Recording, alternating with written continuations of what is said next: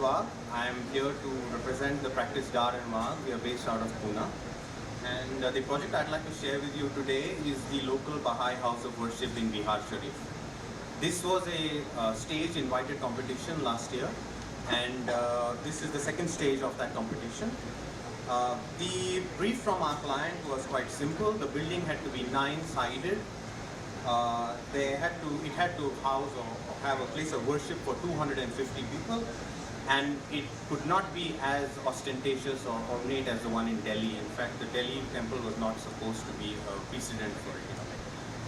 So the architectural question that we one of the questions that happened was, how do you sort of create an institution in a village or outside of a village in India, Gangetic Plains, but not make it into really a monument as such. So there is an in-between sweet spot to hit. I think that was what we were trying to get at. The 9-pointed star, of course, is a sort of important symbol in the Baha'i faith, saying that we are universal brotherhood, which kind of encompasses the learnings of all other religions together. The site itself is in close to a village, Hargawan. It's a 3-acre site. On the top left-hand side, you can see the white sort of patch of land. It's approximately sort of almost north-south. It's fairly flat agricultural land with some trees around, but nothing sort of as a strong site character other than this. As a concept, the first thing was for us was to how do you locate the temple, and therefore we elected to sort of keep it about 85 meters away from the entrance. The idea being that there is a distance between the building and the person who enters it, and therefore you create a journey to the place, and also a distance to be able to sort of enjoy the form of the temple as such. Therefore, it's almost like you pass the grounds from the mundane to the sacred in a way.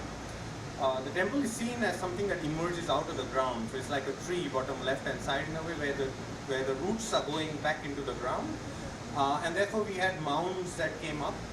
This helped us in a couple of ways. One is that it created a soft landscape around where the worship area was, naturally protecting it, but also allowed us to get indirect light into the place of worship, sort of cutting glare, and it also helped us cut the scale of the building. So by having that portion of landscape, the building became a fourth of its height.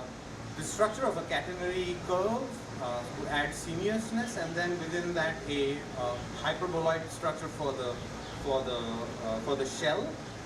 This is almost like a rudimentary or like a cooling tower. But then the thickness of that shell is barely 50 to 75 millimeters, 50 millimeters actually, and that's not very good for the heat.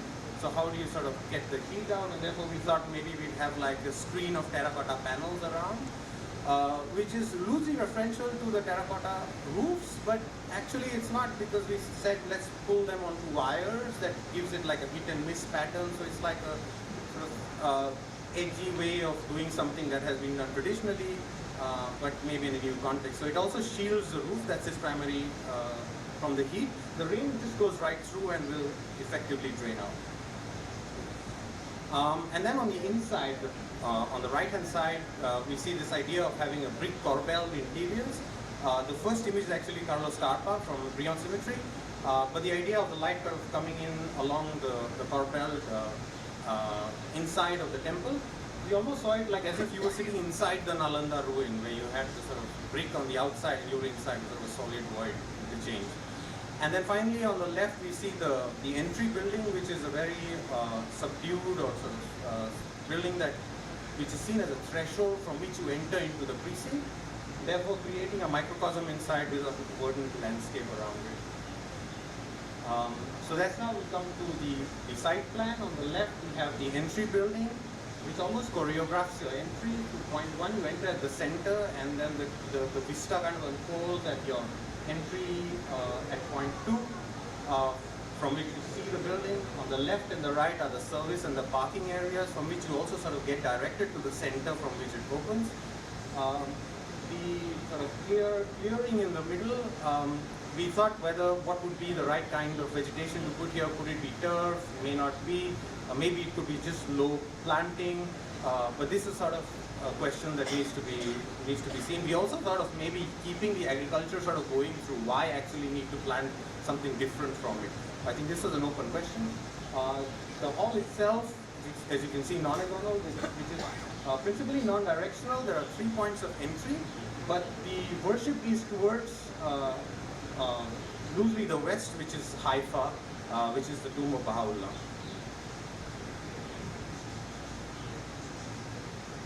There we see the hall. We had this in, we were thinking of using terrazzo for the floor with possibly a water body to sort of bring in an element of water. But different possible congregations on the left-hand side from 250 to 300 people. And then finally the sort of form that comes down. The view on the upper side is your sort of sense of entry where it sort of comes out like a flower at the top, and on the bottom you have light streaming in with the sinuous sort of concrete bricks being exposed on the inside with indirect light. And we saw that ring as a set of lights that came around in a circle, somewhat reminiscent of the Suleymaniye Mosque in Turkey, where you have this sort of chandelier that comes down at a much more close to main level.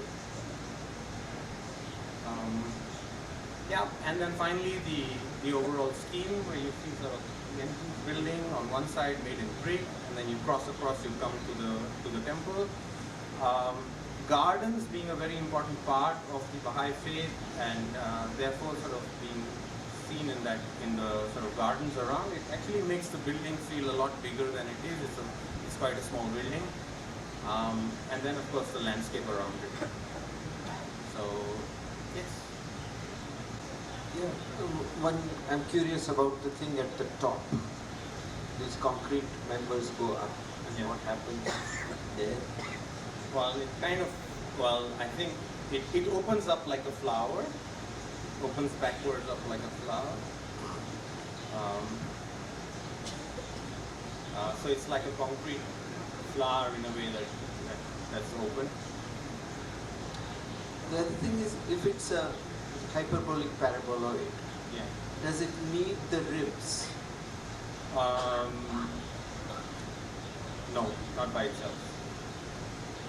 But then the paraboloid would have to come down to the foundations. So it's a kind of Hybrid. Yes. Because the purity of construction is as important, I think, to the Baha'i faith. I have had Baha'i colleagues in Nairobi University, and that purity of how you make that ring at the bottom and how the hyperbolic paraboloid lifts, Yeah. I thought might be a very important thing to study. Yeah, I actually skipped one slide in the middle there. Yes. And on the bottom there, you sort of see the bottom ring. Right? Yeah, but then you don't need the rib at all. Perhaps. Anyway, these are questions. Because it's a building which has symbolic meaning, and symbolic meaning is carried in material reality, I think that would be my main discussion here.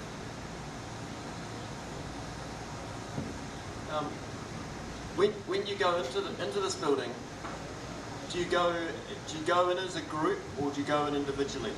No, you can go as groups of people. Like you could have a family of 3 or 4 going together, or you could even go as an individual. This seems like a kind of a mundane question. But how wide's that gap? It's about 1.8 meters. Yeah. So the idea also was to sort of you pass through a little bit of a compression before you kind of come in. And therefore, when you kind of walk in, the mounds go up. So if you see on the left-hand side, the mounds are kind of going up while you're walking through the ramp, and then you kind of come in through a little bit of compression, and then the thing kind of runs.